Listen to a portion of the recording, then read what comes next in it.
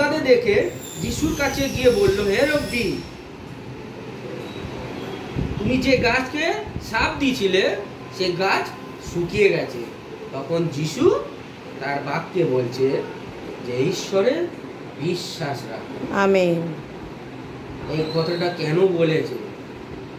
এই কথাটা এই কারণে বলছে যে ঈশ্বরে বিশ্বাস রাখলে তোমরা জীবনে, আমি তোমাদেরকে যে তৈরি করেছি, তোমরা যে এবার জগতে যখন এক একটা জায়গায় তোমরা দিক দিগন্তে ছড়িয়ে যাবে, তুমি যে তাদের কানে তুলে ধরবে বাক্য সাক্ষ্য, সেগুলো যখন তুলে ধরবে তখন তারা বিশ্বাস করবে। আমেন। কিভাবে বিশ্বাস করবে? যেহেতু আমার ঈশ্বর আমার সঙ্গে আছে। হালেলুয়া। ঈশ্বর আমাকে বলছে যে ঈশ্বরে বিশ্বাস করো। Amen amen amen. বারবার বুঝিয়ে দিচ্ছে তার 12 জন শিষ্যকে, আমি সত্যি বলছি যে তুমি যা বলিবে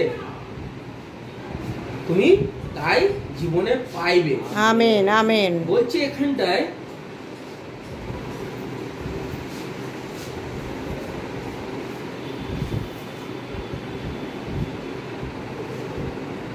বলছে যে কেহ এই পর্বত বলে উপরিয়া পড়ে যাও আর সমুদ্রে গিয়ে পড়ো এবং মনে সন্দেহ না রেখে পড়ে, কিন্তু বিশ্বাস করো। এখানে বলছে মনের মধ্যে কোনো রকম ঈশ্বরে যখন বিশ্বাস রেখেছো, তাহলে মনের মধ্যে কোনো সন্দেহ যাতে না থাকে। আমেন কারণ আমেন। আমি জানি আমার বিশ্বাস আমার ঈশ্বর। হালেলুয়া। তাই আমার বিশ্বাস আমার ঈশ্বরকে নিয়ে।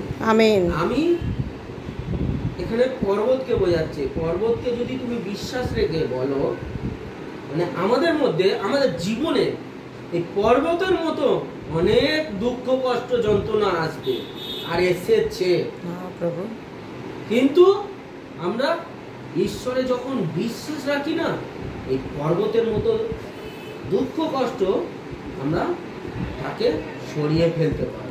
আমেন। সেই যিশুর নামে আমরা সরিয়ে ফেলতে পারি। আমেন। হালেলুয়া।